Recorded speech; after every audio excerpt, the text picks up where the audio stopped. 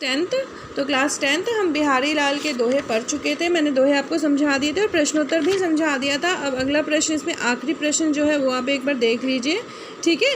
और ये आखिरी प्रश्न है, इसके बाद आपको भाव स्पष्ट करो नहीं कराना है, क्योंकि अधिकांश तौर पे पूछा नहीं जाता है, इसीलिए, ठीक है। तो मैं आपको ऐसे पढ़ा रही हूँ ताकि आपका CBSE पैटर्न जो है वो कवर हो जाए। 5वां प्रश्न, और अगर ये पूछा जाएगा तो ये 3 से 5 अंकों के बीच में पूछा जाएगा। बिहारी कवि ने सभी उपस्थिति में भी कैसे बात की जा सकती है?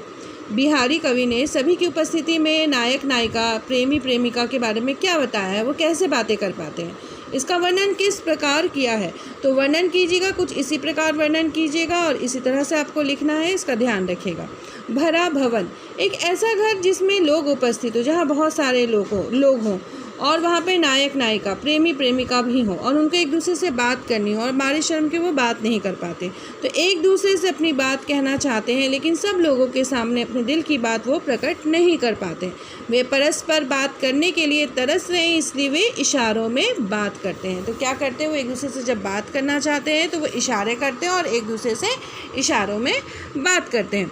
आँखों से बात करना, आँखों के द्वारा मनुष्य अपने दिल की अधिक से अधिक बात कह सकता है, इसीलिए नायक व नायिका सभी लोगों की उपस्थिति में भी आँखों के इशारों से बात करते हैं। वे आँखों से दिल की बात कहते हैं, खुश भी होते हैं, खींचते हैं, नाराज़ होते हैं, गुस्से होते हैं, एक दूसरे को मना करते हैं, मनाते हैं, प्रफुल्लित, खुश होते हैं और इस प्रकार के भावों को जो है वो आँखों से व्यक्त करते हैं।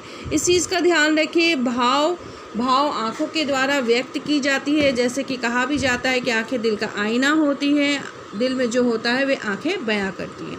तो इसी तरह से आँखें जो है वो दिल की बात करने का सबसे आसान रास्ता है, वो आँखों से नायक नायिका जो है एक दूसरे से बात करते हैं। तो यहाँ आपका कंप्लीट हो गया बिहारी के दोहे और उसके प्रश्नोत्तर।